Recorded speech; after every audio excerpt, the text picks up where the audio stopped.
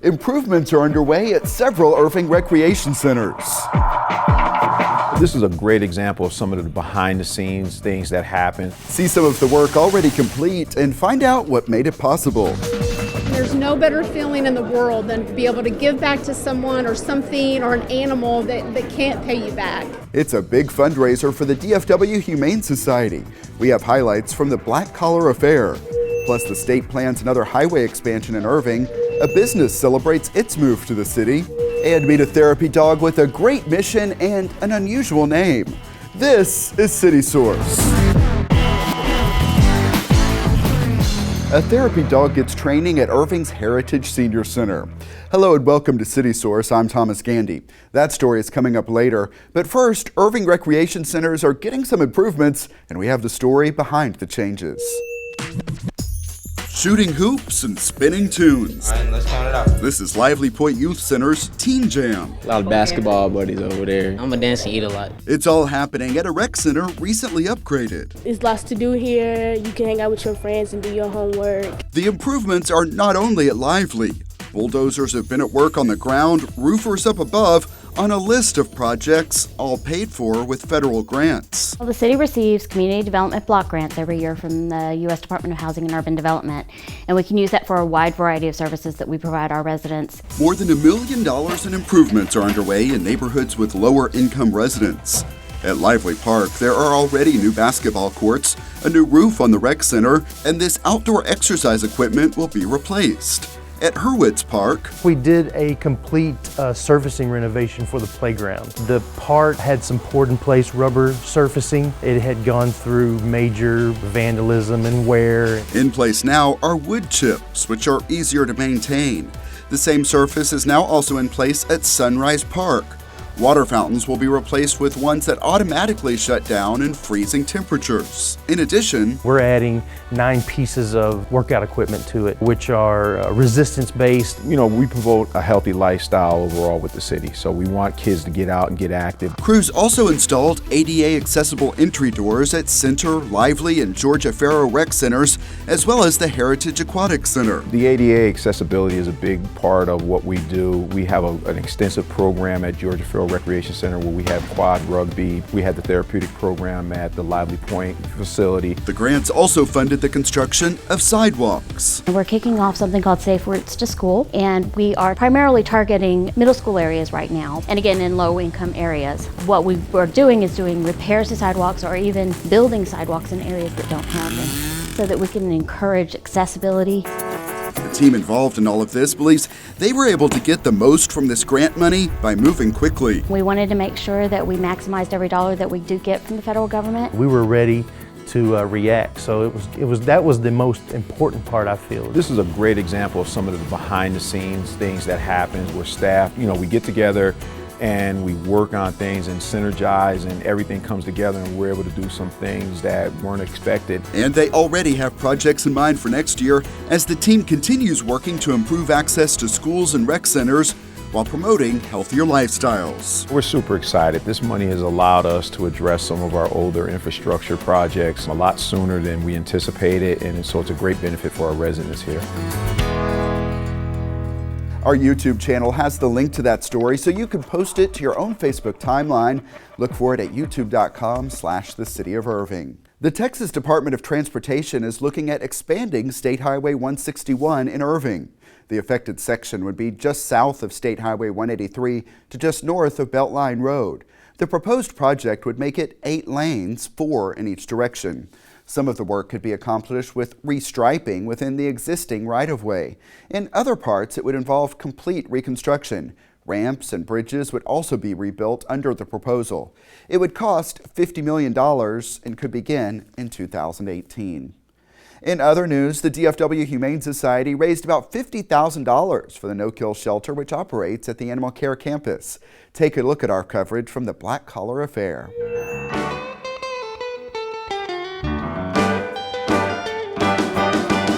Tonight is our Black Collar Affair, and this is our biggest fundraiser of the year. People are showing up at the Four Seasons Resort in Irving to raise money for the DFW Humane Society. The name of the event, of course, canines, felines, and cuisine. The name fits when you look at the attractions. Along with animals up for adoption, There's chips and salsa, okay? Have a great night. local restaurants are offering up some of their popular plates. We're giving away lasagna and shrimp Diablo. E. Fratelli owner David Cole is giving away food and talking about his pets. My wife Sandra and I have 5 different animals at home. They're all rescues from the DFW Humane Society. Got $500 now, $600. He ain't taking his hand down yet. God bless you, sir. Through live and silent auctions, the Humane Society adds to its fundraising totals. David Stiff Photography is offering gift certificates to donors and promising a perfect pet pose. We have 3.5 years of dog obedience training between the two of us, so it comes in really handy with our portraiture. Some of the money raised here goes to the Angel Fund. Where we can go over and above to save lives with, providing medical care for extraordinary circumstances. Event co-chair Diana Pfaff adopted 2 Angel Fund dogs, living happily with special needs. I'm so thankful for the Angel Fund because of these babies. They're just awesome. They're awesome. You would never know you lost a leg. The Humane Society honored volunteers making a big difference and recognized NBC5 for its sponsorship of Clear the Shelters, a pet adoption event started in Irving that has spread nationwide. Over 75,000 pets have found homes since this started. I can't even describe how important they are. It is entertainment and fun, all meant to make a difference for animals and get them into homes. There's no better feeling in the world than to be able to give back to someone or something or an animal that can't pay you back.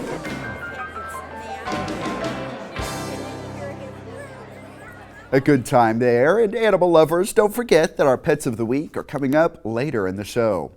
Here's a way some people can save money. Irving residents age 65 and older, as well as those collecting Social Security disability, are eligible for a discount on city trash collection. They can save 20% by filling out a form found on the city website and presenting proof at Irving City Hall. Feeling hungry? You might be surprised by all that is edible around you. But before you start foraging for food, there are important things to know, as we learned during a special class offered by the city. This is another Texas native. Outside the place most people look for books, these folks are finding food. It's very sweet, like you do honeysuckle.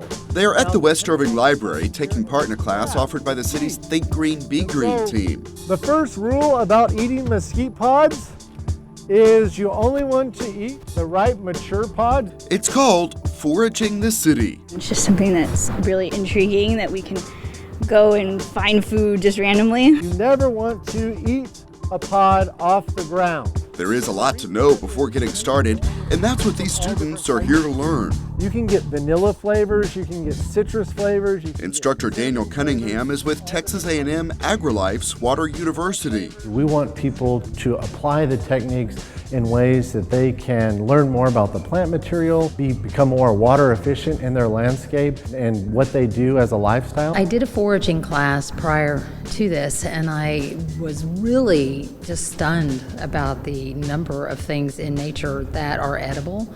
And so I really was hoping that more people would be excited about it, which they are. We're going to think more in the box of some of our ancestors. Inside the library, participants learn more about the reasons to find food. Expanding your palate is also something that you want to consider. And doing it may put foragers on trend. But there are a growing number of chefs here in north central Texas that are using foraged foods as part of their meals and are making delicious food, but also charging a premium. I think people are going to be really surprised as to the number of things that are free for eating. There is one important message that comes up over and over. Safety. You have to be 100% certain. You should never ever eat anything that you can't 100% identify. Also other considerations was this plant, even though it is edible, was it sprayed with some type of chemical, an herbicide, a pesticide, something that may harm you? The other thing, maybe heavy metals. So if there's a lot of traffic nearby, maybe heavy metals would be a concern. You can see the flowers. This is called desert willow. Back outside, one of the reasons for this tour is to help people identify what is, in fact, edible. These are a couple plants that we don't want to eat. plants can have a different taste at certain times of year and at different stages of development. Rosemary, a great, awesome plant to forage in. Of course, it is not a good idea to forage for food at public buildings like this one. It's best done at home or with permission. The Portulaca oleracea. With so much to know, class leaders hope this event is just the beginning, forming a route of interest. Hopefully they'll go home, study, research, go on the web, and take a look at pictures because that's really important. Understand what you are putting in your mouth out in the wild. The only thing I've tried so far is dandelions, so that's the only thing I feel safe with at this point. But I want to make sure I expand on that knowledge before, I try anything more. I'm gonna go look around my neighborhood probably for some mesquite trees or something similar. They will have their eyes open to look while opening up their taste buds to new experiences. It's encouraging people to embrace things that are out in nature and enjoy being out in nature. All from foraging what they can find in their own city. This is a part of the bigger picture of learning to be more environmentally friendly and sensitive to nature.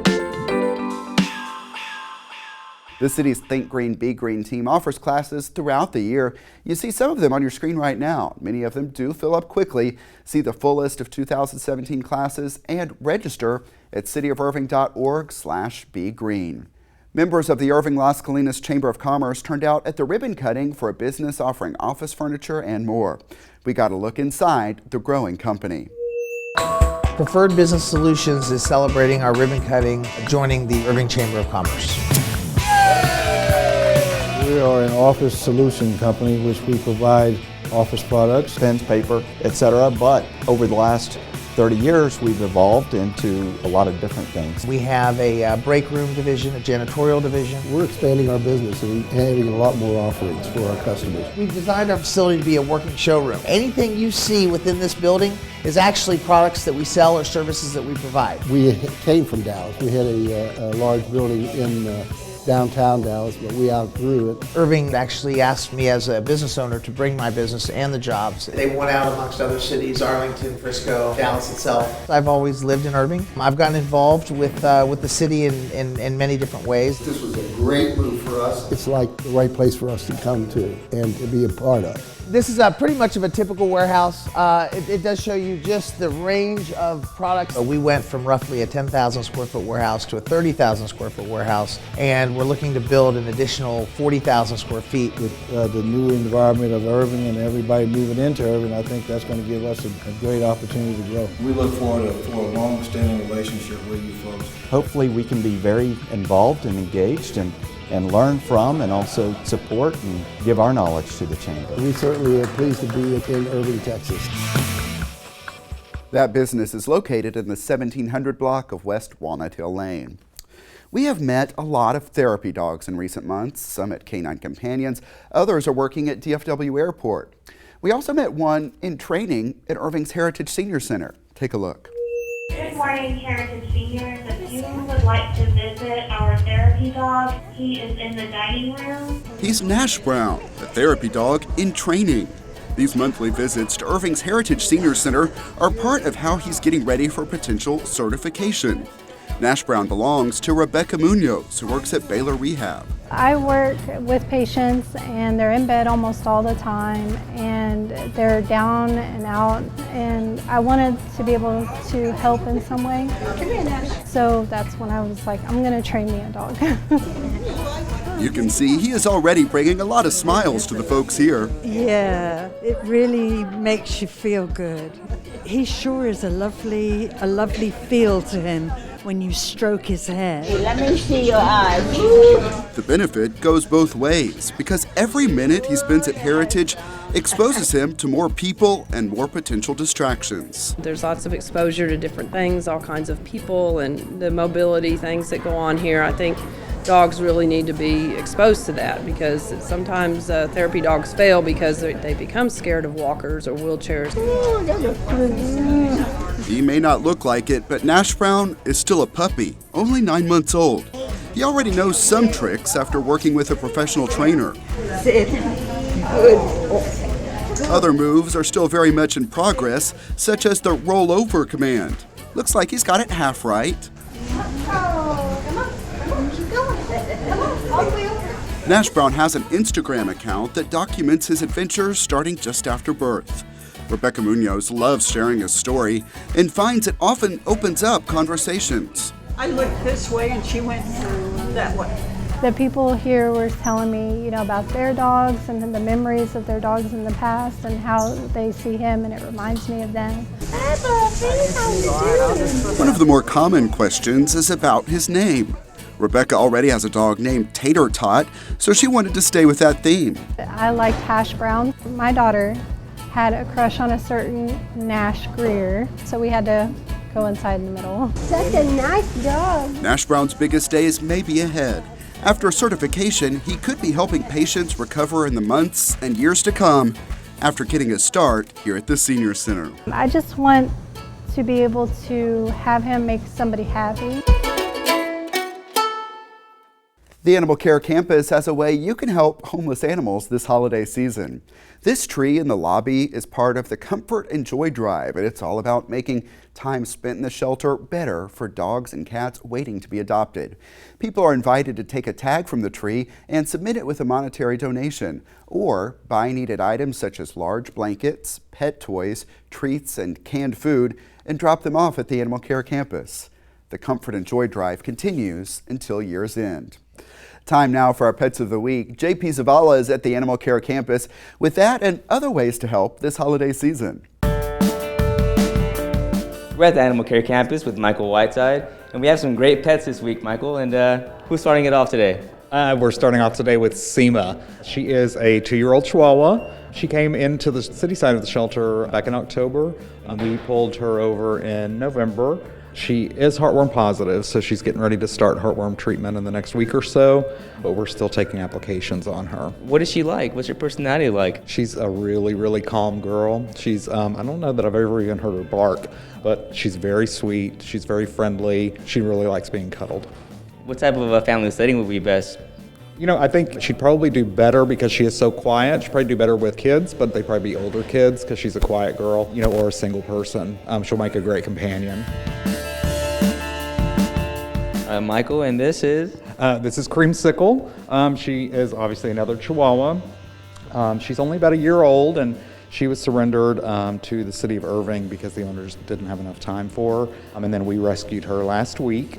She is pretty calm, pretty quiet, but she apparently loves toys and she loves to go on walks. What type of a family setting would be best for your Creamsicle?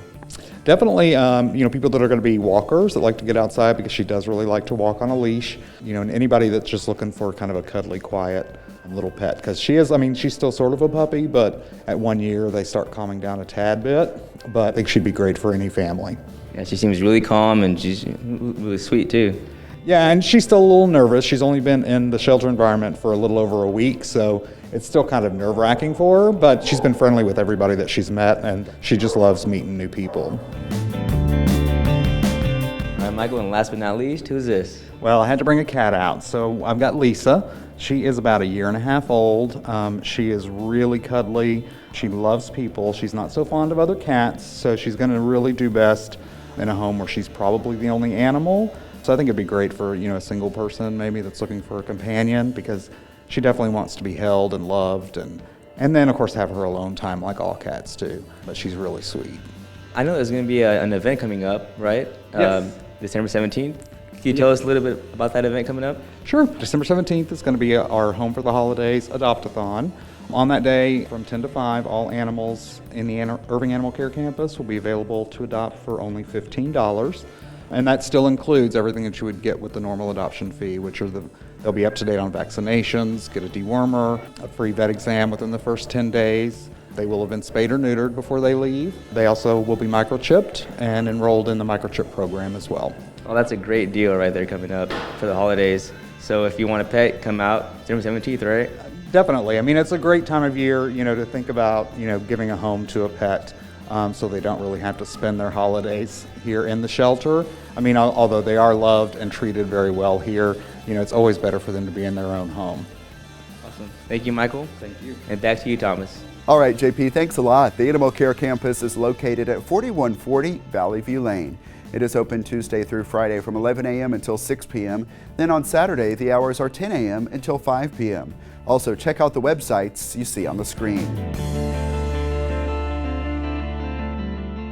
City Source is back on December 25th with our 1-hour special featuring our favorite stories from 2016.